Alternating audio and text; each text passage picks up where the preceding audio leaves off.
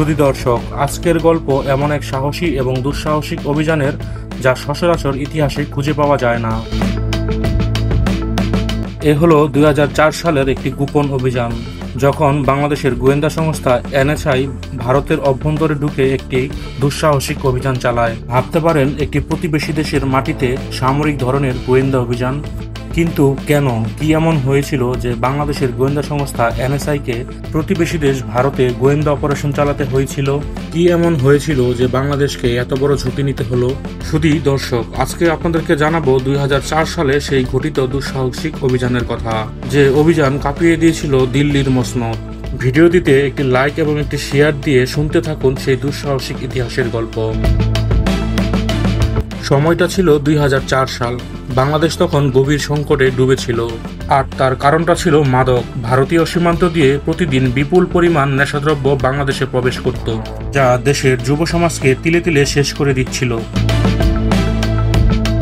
তৎকালীন সরকার প্রধানমন্ত্রী খালেদা জিয়ার নেতৃত্বাধীন বহুবার অনুরোধ করে ভারত সরকারকে সীমান্তে মাদক চোরাচালান বন্ধ করার জন্য। অভিযোগ উঠে ভারত সরকার এতে কোনো সহযোগিতাই করেনি, বরং উল্টো ভারত সরকারের মদদেই সীমান্তে মাদক চোরাচালান হতে থাকে। বাংলাদেশের যুব সমাজকে ধ্বংসের মুখে ঠেলে দেওয়া এই পরিস্থিতিতে আর চুপ করে বসে থাকা যাচ্ছিল না। তখনই এক ঐতিহাসিক সিদ্ধান্ত নেওয়া হয়। দেশের নিরাপত্তা এবং যুব সমাজকে বাঁচাতে সরকারের সর্বোচ্চ গোয়েন্দা সংস্থা এনএসআইকে সরাসরি দায়িত্ব দেওয়া হয়। তোমরা দেশের জন্য এই ড্রাগস মাফিয়া নেটওয়ার্ককে ছিন্ন ভিন্ন করে দাও। শুরু হলো এনএসআই এর গোপন অপারেশন। নামহীন, পরিচয়বিহীন এনএসআই সদস্যরা গোপনে প্রবেশ করে ভারতের মাটিতে। তারা ছড়িয়ে পড়ে দিল্লি, মুম্বাই, কলকাতা, হায়দ্রাবাদ। যেসব শহর থেকে মাদক বাংলাদেশে পাঠানো হতো, সেসব শহরের অলিতে গলিতে। তাদের একমাত্র লক্ষ্য ছিল মাদক উৎপাদনের কারখানা এবং চোরাচালানদের মাথা চিহ্নিত করা। গোয়েন্দারা মিশে গেল ড্রাগস মাফিয়াদের ভিড়ে।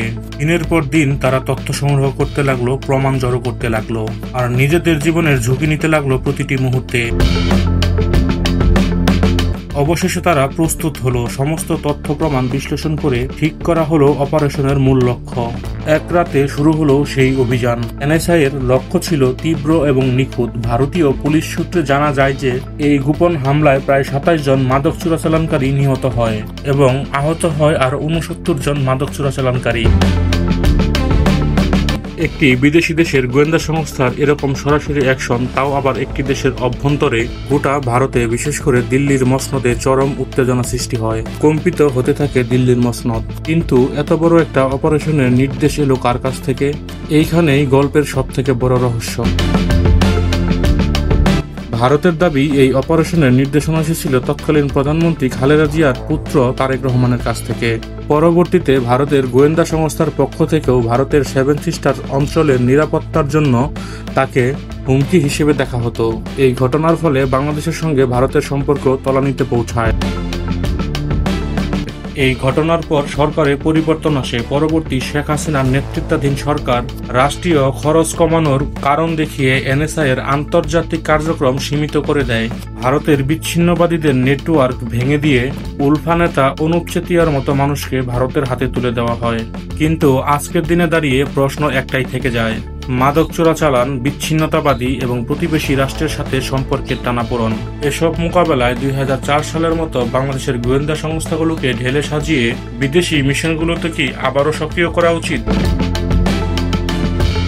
আপনার কি মনে হয়, দেশের স্বার্থ রক্ষায় এত বড় ঝুঁকি নেওয়া কি উচিত ছিল, নাকি এর ফলস্বরূপ আন্তর্জাতিক সম্পর্কের যে অবনতি হয় তা আরো বেশি ক্ষতিকর ছিল? সুধী দর্শক, গভীরভাবে ভাবুন এবং আপনার মতামতটি কমেন্ট বক্সে অবশ্যই জানিয়ে যাবেন।